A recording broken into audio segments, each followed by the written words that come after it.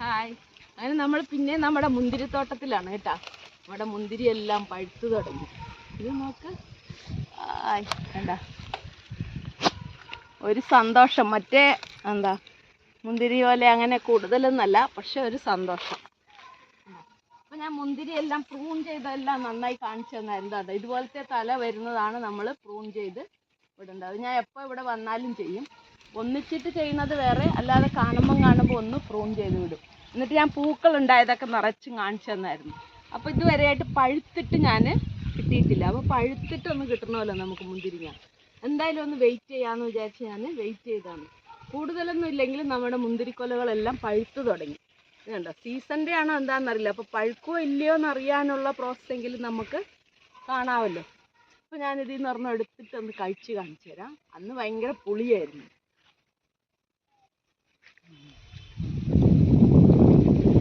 കുഴപ്പമില്ല കേട്ടോ, മധുരമുണ്ട്.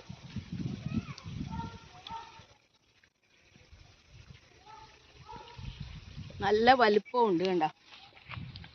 ഇത് നമ്മുടെ ജ്യൂസ് മുന്തിരിയാണ്. നല്ല സ്വീറ്റ് അല്ല, പക്ഷെ സീഡുണ്ട്, സീഡുള്ള മുന്തിരിയാണ്. അപ്പം ഞാൻ ഇതൊന്ന് കുറച്ച് പറിക്കട്ടെ.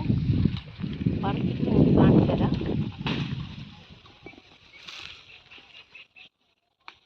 കണ്ട, ഇനി ഇവിടെ കിടന്നാൽ നമ്മുടെ പക്ഷികൾ ആക്രമിക്കും. കണ്ട പഴുത്തത് അതുപോലെ ഈ കൊല.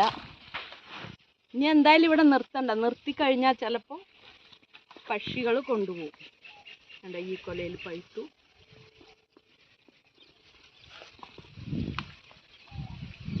ഇതെല്ലാം കൊലയെല്ലാം പറിച്ച ശേഷം നമുക്ക് ഒന്നും കൂടി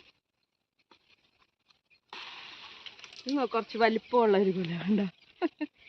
അപ്പം ഞാൻ ഇതിനെ കുറച്ചും കൂടി വർക്ക് ചെയ്താൽ നമുക്കിത് നല്ല കായായിട്ട് പഴുത്ത് കിട്ടും. ഇതിൻ്റെ കാണുന്നുണ്ടോ? കണ്ടോ,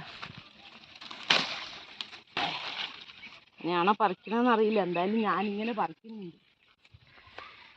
ഇതെവിടെ ഒരു കൊല.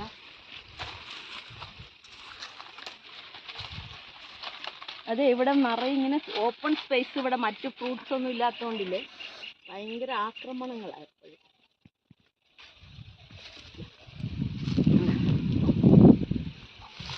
കഴിഞ്ഞ പ്രാവശ്യം പച്ച ഞാൻ പറിച്ചപ്പോൾ ഇല്ലേ അച്ചാറിട്ടായിരുന്നു. ഇതാണ് നമ്മുടെ മുന്തിരി വിശേഷം. ഓക്കെ.